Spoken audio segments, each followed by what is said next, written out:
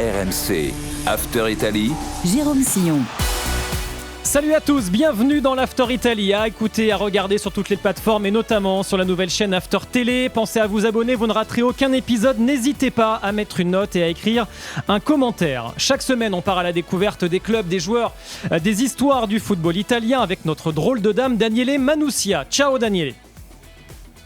Ciao Jérôme, ciao tout le monde. Et avec Loïc Moreau. Salut Lolo. Salut Jérôme, salut Daniele, salut tout le monde.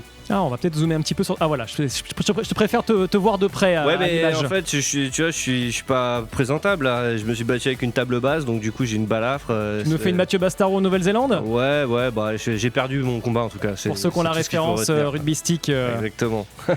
Bon, tout va bien ? Ouais, pas trop mal à la ça, tête. ouais, ça va. Non, bon, ça va. Tant mieux.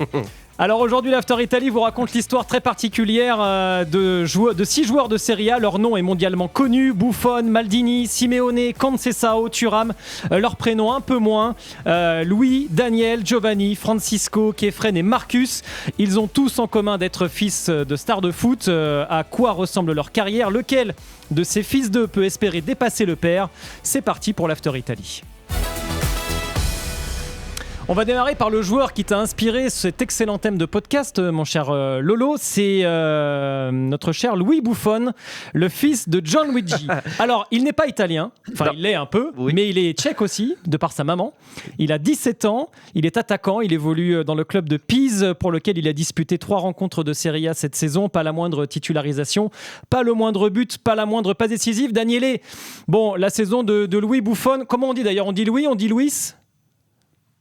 En Italie, on dit Luis, oui. On a tendance à dire la dernière syllabe.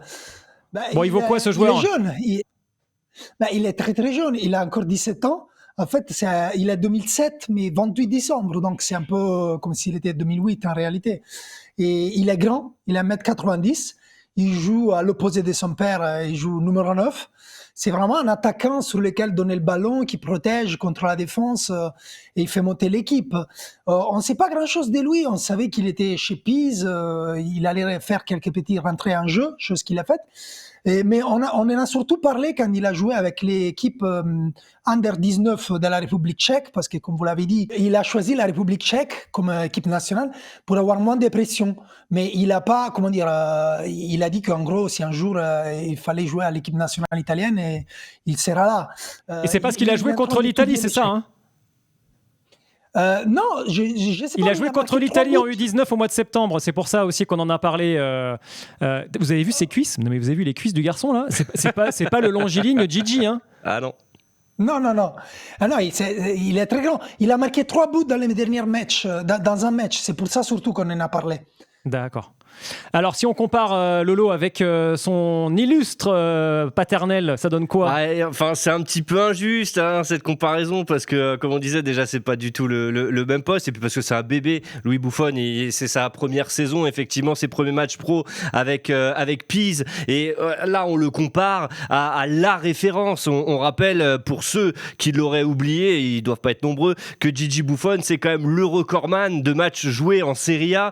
On en est quand même à 657. C'est aussi le plus titré de l'histoire de la Serie A avec 10 Scudetti, le plus capé de l'histoire de l'équipe nationale aussi, 176 sélections. Donc Gianluigi Buffon, c'est peut-être le plus grand gardien de l'histoire de l'Italie. Je parle sous le contrôle de Daniele évidemment, mais c'est vrai que Daniele évoquait le fait d'avoir cette pression du nom.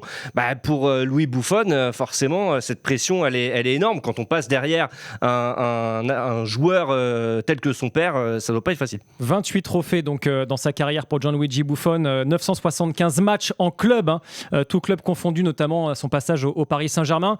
C'est un Everest auquel s'attaque son fils, Daniele. Oui, alors moi j'aime toujours rappeler qu'il a joué 5 Coupes du Monde. S'il n'avait pas raté celle de 2018, il aurait été le seul et unique, peut-être pour toujours, à jouer 6 Coupes du Monde.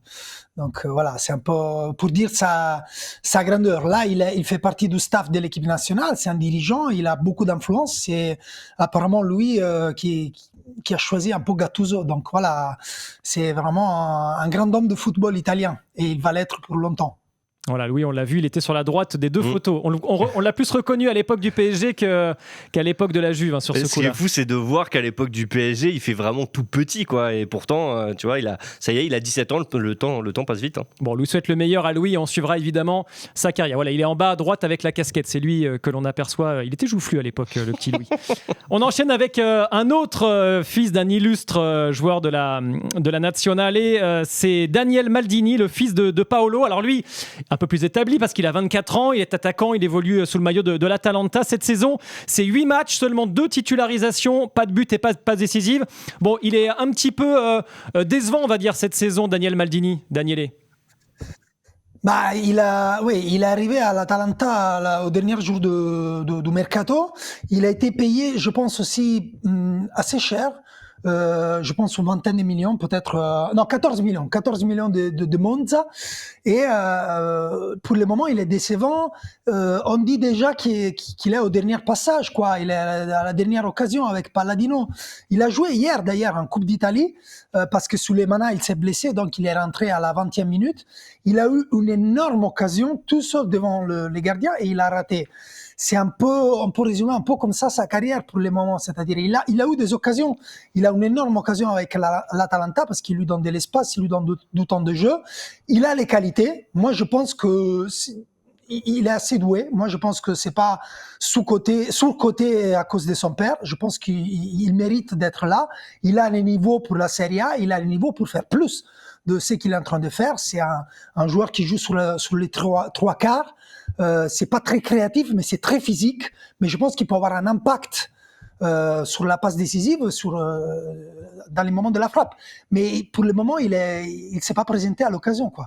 Bon, lui aussi, évidemment, si on regarde les chiffres et la carrière de son papa, évidemment, il part de loin pour essayer de faire mieux. On disait que Buffon, c'était le recordman à peu près dans tous les domaines. Maldini, ça l'est aussi, mais pour les joueurs de champ. Au final, c'est vrai que 900 matchs en club, c'est dans le... Avec un seul club, voilà, 901 matchs avec le Milan. Absolument, et si on garde que la Serie A, c'est 647 matchs. Donc, c'est le record pour un joueur de champ. Les trophées, 25 trophées, déjà, t'es là, tu te dis, mais c'est incroyable, il a quasiment tout gagné, Paolo Maldini, et c'est vrai que Daniel, lui, il est encore, on va dire, surtout Paolo Maldini a été très jeune titulaire à l'AC Milan. Daniel, ça prend plus de temps, même si effectivement il est international italien, il a 6 sélections avec les Azzurri, mais forcément on voit bien, à part un trophée d'une Serie A remporté avec l'AC Milan, mais pour lequel il était vraiment pas titulaire, hein, il était joueur de complément. Donc pour l'instant, oui, l'écart est encore énorme entre. Moi, je pense qu'il y a un record de son père qu'il peut battre, c'est le nombre de buts, notamment le nombre de buts en club. On voit qu'il est à 14 contre 33 pour Paolo. Il a que 24 ans, Daniele. Bon, c'est peut-être un record. Le nombre de trophées, c'est mort. Je pense qu'il n'y arrivera pas, les sélections non plus. Mais le nombre de buts, c'est peut-être jouable. Ah oui, bien sûr. Mais bon, on sait que ce n'est pas les mêmes postes. Et son père, c'était surtout un joueur avec un énorme charisme. Je vais dire ça parce qu'après, on parle de succès sportif de le Buffon, de Daniel Maldini. Mais après, il y a les côtés personnalité. Et ça, je pense que c'est mal parti pour les enfants de ces types de personnalités. Paolo Maldini, ça aussi, c'est un grand homme, peut-être même plus charismatique que Gianluigi Buffon. Il est sans tâche. Il est regretté par les supporters de Milan parce qu'il était dirigeant de Milan. Après, il est parti quand ils ont changé de propriété. Bref, c'était une histoire un peu difficile et il est regretté. C'est-à-dire, il pense à lui encore comme l'homme qui peut changer les Milan, même s'il joue plus. Lorsque Daniel Maldini, voilà, je pense que ils sont pas très mécontents qu'il soit plus au Milan, quoi. Mais voilà, il a le temps, on va dire ça. Alors, comment son père, Paolo, vit la carrière de son fils et le poids qui peut peser sur ses épaules, écoutez Paolo Maldini. Malheureusement, c'est un destin auquel on ne peut pas échapper. Son choix, comme celui de Christian, de jouer pour l'AC Milan, était un choix libre. Ils étaient passionnés de football. Ce qui leur est arrivé m'est arrivé aussi. Dans le sens où j'ai eu moi aussi un père envahissant, surtout au début. Je pense que ce qu'un garçon souhaite, c'est jouer au football, s'amuser et être comme les autres. Et cela se perd un peu quand il y a tant d'attentes et tant d'attention. Voilà, Paolo Maldini, parce qu'il faut rappeler qu'évidemment, ce n'est pas seulement un fils et un père, c'est une dynastie, les Maldini, mon cher. Ouais, c'est une dynastie. Il évoquait son père Cesare Maldini, qui était joueur de l'AC Milan dans les années 50-60, avec qui il a gagné 4 Scudetti. Il a gagné aussi la Champions, enfin l'ancêtre de la Champions, la Coupe d'Europe des clubs champions en 1963. Donc c'est vrai que déjà Cesare avait mis la barre haute. Alors après, Paolo, il l'a explosé parce qu'il a eu la carrière qu'on a évoquée. Et c'est vrai que pour Daniel Maldini, bon, c'est difficile. Ce sera impossible de faire mieux que papa, et ce sera même difficile de faire mieux que papy. Après, il peut se consoler en se disant qu'il a déjà fait mieux que son grand frère Christian, dont Paolo Maldini évoquait le nom dans la vidéo, parce que Christian Maldini, lui, il a arrêté sa carrière à 27 ans. Lui aussi avait commencé à l'AC Milan, lui aussi avait commencé comme défenseur, mais il a fait une carrière qui était en troisième division. À 27 ans, il a arrêté, il s'est reconverti en tant qu'agent. Donc déjà, au moins, il aura cette fierté, entre guillemets, de se dire j'ai fait mieux que mon frangin. On en parle un petit peu de Christian Maldini, donc le grand frère de Daniele en Italie. Non, franchement, moi, j'avais même oublié qu'il avait un frère avant de travailler bravo. Pour cette émission. Je me disais, mais c'est qui Christian Maldini? Mais après, oui, je me suis souvenu. Non, mais là, il y a pas de photo. Daniel, il a un vrai talent. Il a un problème de position. On ne comprend pas où il doit jouer. Et on a un problème des niveaux. On ne comprend pas quel est son niveau. Mais il a un talent, et je pense que avec un peu de chance, c'est pas facile de percer dans ces footballs-là, surtout si on joue à l'attaque. Mais je pense qu'avec un peu de chance, il peut quand même bâtir une carrière de haut niveau. Et vous m'avez dit, Cesare Maldini, 4 championnats avec Milan. Pourquoi pas? Pas forcément avec Milan, mais peut-être avec une autre équipe. Peut-être, je sais pas, moi je le vois pas mal à la Juventus, par exemple. C'est la blasphémie, hein, mais bon. Et oui, quand on est milanais, de signer chez la Juve, c'est compliqué. Ah, ça peut. Ça peut, évidemment, c'est déjà arrivé. Autre attaquant argentin, celui-ci, mais dont le papa a évolué en Italie très longtemps, c'est Diego Simeone, le papa donc, qui a évolué évidemment à la Lazio et à l'Inter. L'un de ses 3 fils footballeurs, Giovanni Simeone, lui, il évolue cette saison au Torino. Il a déjà 30 ans, donc sa carrière est déjà bien derrière lui. Cette saison, c'est 13 matchs, 10 titularisations, 4 buts et pas de passe décisive, donc c'est plutôt honorable. Il y a une vraie complicité qui les unit, Giovanni et Diego Simeone, à tel point que Giovanni, regardez, il se permet d'imiter les réactions mythiques de son père sur le banc de touche. C'est une vidéo qui a fait un petit peu le buzz sur les réseaux sociaux qu'on va découvrir tout de suite. Je trouve que l'imitation du papa, elle est vraiment, vraiment très réussie. Elle est top. Comment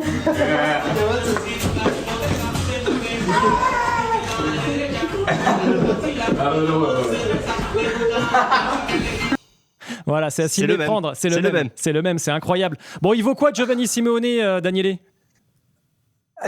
Moi, je pense qu'il a un bon niveau, c'est-à-dire c'est un joueur que lui aussi, il a sa place en Serie A. Peut-être, là, il a fait le passage de Naples à Turin.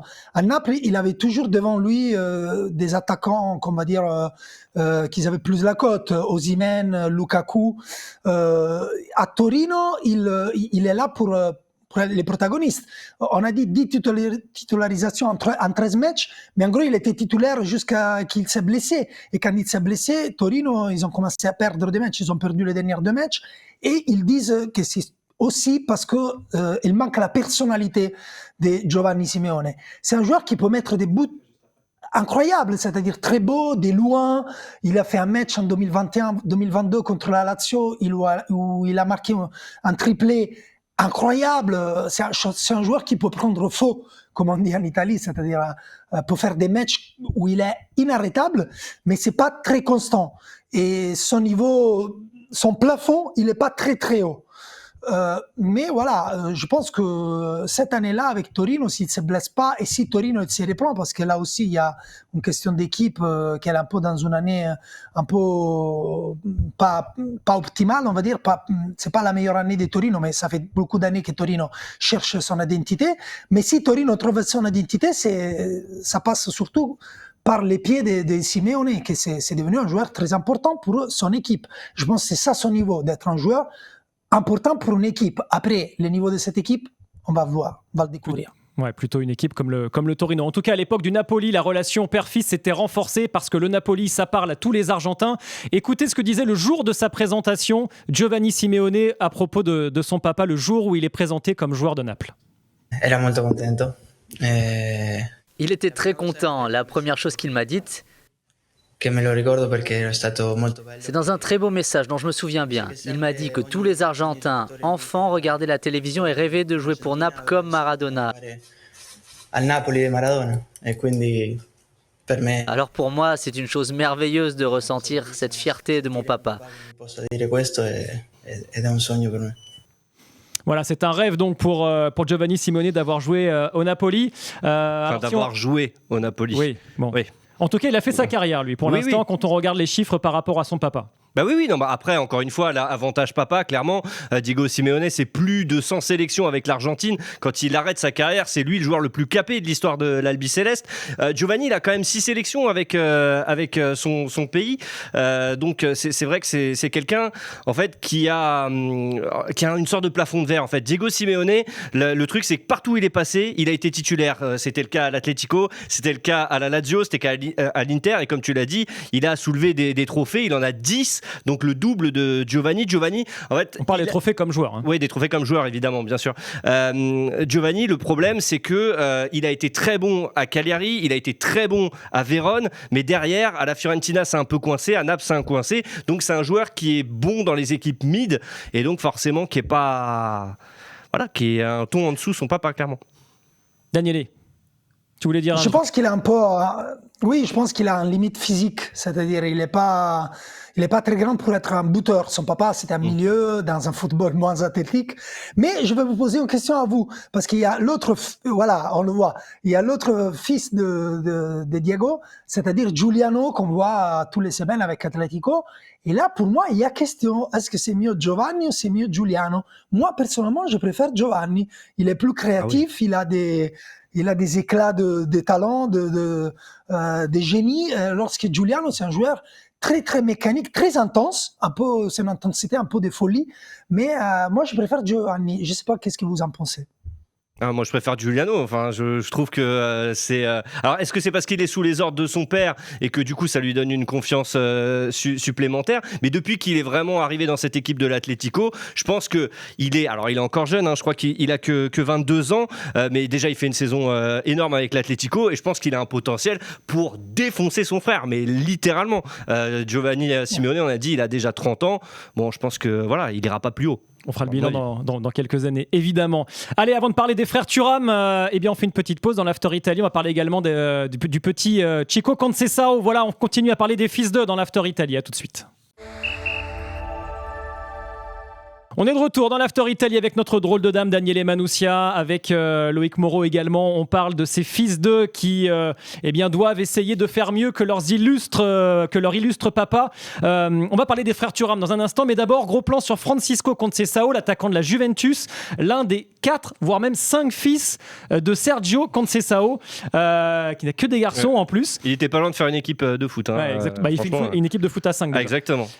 Donc Francisco, il est attaquant portugais, évidemment. Il a 22 ans, il joue à la Juventus cette saison. C'est 10 titularisations en 14 matchs, 2 buts marqués. C'est pas mal, mais peut mieux faire quand même pour Conceição à la Juve, Daniele. Oui, c'est un joueur important de la Juve pour le moment. Moi, je fais les mêmes discours que je fais pour Giuliano, c'est-à-dire c'est un joueur avec une énorme intensité, beaucoup de répétitions de gestes.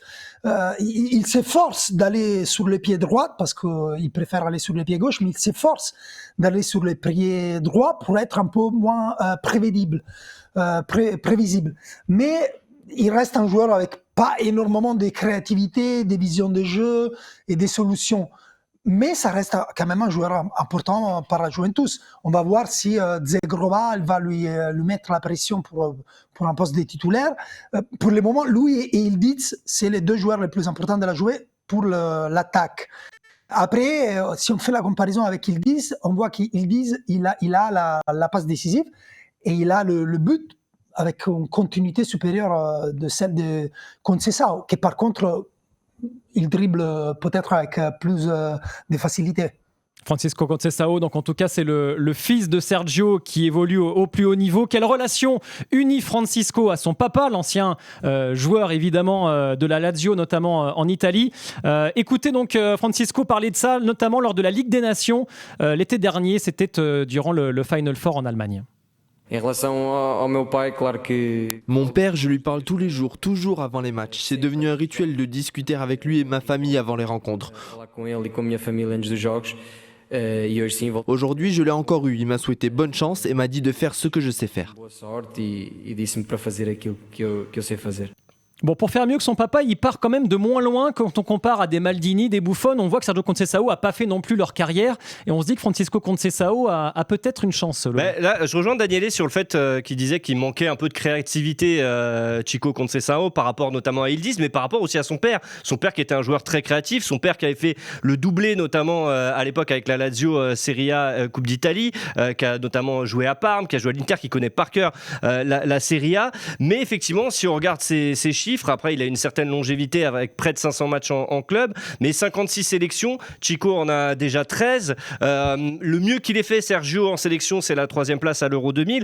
Conceição, voilà, il a encore peut-être une page à écrire avec la Seleção. Donc effectivement, c'est peut-être celui dont on se dit il a le potentiel pour faire au moins aussi bien, voire un tout petit peu mieux que son papa. Alors on aurait pu parler aussi de plein d'autres joueurs, évidemment. On aurait pu parler de Totti, on aurait pu parler de même la fille de Del Piero, on aurait pu parler du petit Sotil aussi. On a préféré vous parler quand même de 2 joueurs français qui évoluent en Italie cette saison et qui sont même des stars, on peut le dire, du championnat italien, et qui essaient de marcher dans les pas de Lilian Thuram, évidemment. Lilian qui a fait une énorme carrière à la Juve et à Parme en Serie A. On parle donc de Marcus et de Kefren. On va commencer par Kefren Thuram, le plus jeune d'entre eux, 24 ans, milieu de terrain de la Juventus, titulaire 13 fois sur 16 matchs cette saison. Il a marqué une fois, il a donné 2 passes décisives. Il fait une saison, là aussi, une saison de titulaire à la Juve, et il est devenu au passage international, Daniele.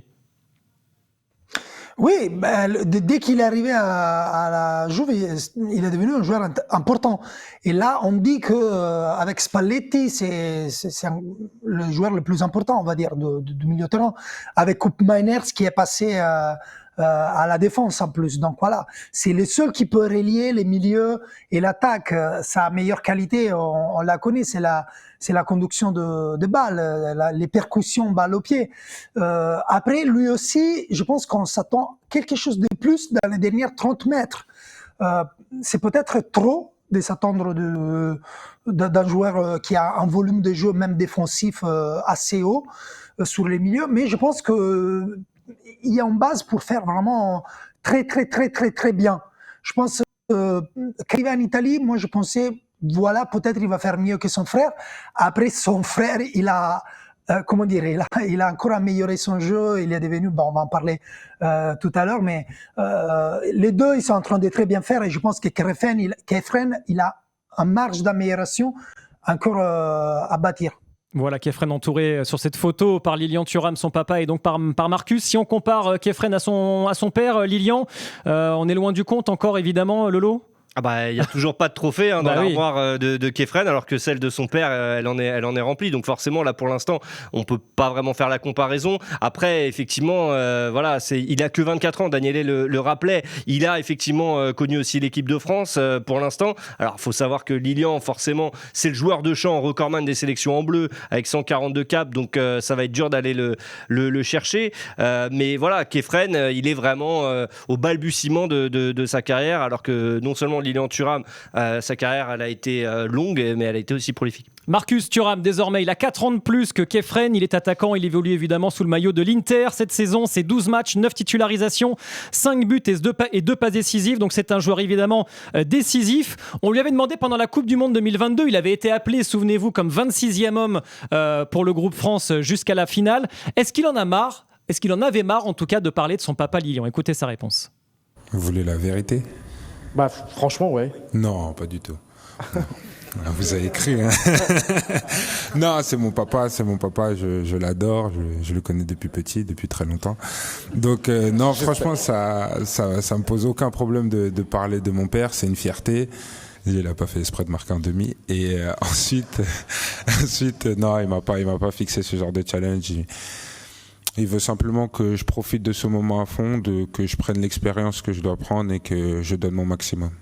Voilà, donc les conseils de Lilian Thuram pour Marcus durant la Coupe du Monde. Il devrait pas trop gazer quand même avec son père sur les 2 buts parce qu'il a le même total en équipe de France. Donc en plus c'est pas en demi-finale contre la Croatie, c'est contre l'Irlande et Gibraltar. Donc Marcus, doucement avec papa quand même. Justement, si on regarde les chiffres, effectivement, c'est 31 sélections pour 2 buts pour Marcus Thuram. Bon, évidemment, il va sans doute améliorer ce total et donc faire mieux que son papa Lilian. Mais pour entrer vraiment dans le cœur des Français, comme Lilian Thuram a réussi à le faire, qu'est-ce qui va lui manquer, Lolo, Daniele? Il va lui manquer d'être peut-être le buteur de la France en finale de la Coupe du Monde 2026. Il va lui manquer une Coupe du Monde, il va lui manquer 1 euro parce que bon, mine de rien, il a tout gagné, hein, Lilian Thuram en bleu. Et puis après, effectivement, il a même un palmarès en club, Lilian Thuram. Faut rappeler qu'il a gagné 4 fois le championnat d'Italie, une fois la C3. Pour l'instant, il y a un seul Scudetto dans la besace de Marcus. Donc, il y a le chemin est long, mais tu l'as dit, Jay, il a que 28 ans aussi. Donc, c'est vrai qu'on a l'impression de le voir depuis longtemps parce qu'il a commencé jeune, notamment avec Sochaux. Mais il a encore une marge de progression, Marcus Thuram. Et Daniele, il est en train de prendre une dimension très particulière à l'Inter. Oui, moi je pense qu'avec l'Inter, la seule chose qui lui manque, c'est la Champions League. C'est un joueur il a sa place à côté de Lautaro Martinez.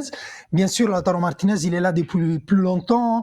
Il a ce caractère de capitaine. D'ailleurs, dans une interview récente, Lilian Thuram, ils lui ont demandé en Italie qui était des 2 fils, c'est lui qui le faisait le plus énervé. Et lui, il a répondu Marcus, parce qu'il sourit trop. Et il dit que Marcus, il lui a répondu, mais papa, et lui, il dit, Marcus, tu dois être sérieux. Et lui, il a répondu, mais papa, on peut être sérieux tout en souriant. Et je trouve ça une très belle réponse. Ça montre très bien le caractère de ces garçons, que quand il est sur le terrain, il assure toujours, il a toujours pris ses responsabilités. C'est un joueur beaucoup plus créatif de ce qu'on lui reconnaît. Si tu me parles de l'équipe de France, je vais être un peu méchant, c'est-à-dire je vais avoir une mauvaise pensée. Je pense que la seule chose qui lui manque, c'est une blessure d'Mbappé. C'est-à-dire, c'est un joueur parce que je pense, non, c'est pour dire que c'est un joueur que s'il avait la centralité de l'équipe de France en numéro 9, entouré des gens comme Olysée, vous choisissez entre les milieux Cherki, je sais pas, vous pouvez choisir. Je pense que s'il avait une centralité de buteur en équipe de France, eh ben, il assumerait. Il passerait pas à côté du rendez-vous. Donc voilà, je pense ça. On a tendance un peu à les sous-estimer, à le penser un peu comme les Robins dans Batman, lorsqu'il a tout pour être un Batman lui aussi. Voilà. Surtout, en plus, on le rappelle qu'il est très ami avec Kylian Mbappé. Peut-être qu'il y a un peu de déférence vis-à-vis du capitaine de l'équipe de France et qu'il y a peut-être peut-être un petit complexe d'infériorité, peut-être également du côté de Marcus vis-à-vis de Kylian Mbappé. Voilà ce qu'on pouvait dire sur les fils d'eux. Évidemment, il y a d'autres exemples dont on parlera peut-être une autre fois et puis ça dépendra aussi de leur évolution. En tout cas, on va tous continuer à les suivre. Merci Daniele, merci Lolo. Si vous aimez nos podcasts, évidemment, vous vous abonnez, vous écrivez un commentaire, vous donnez une note et on se dit à la semaine prochaine. Ciao. RMC After Italie.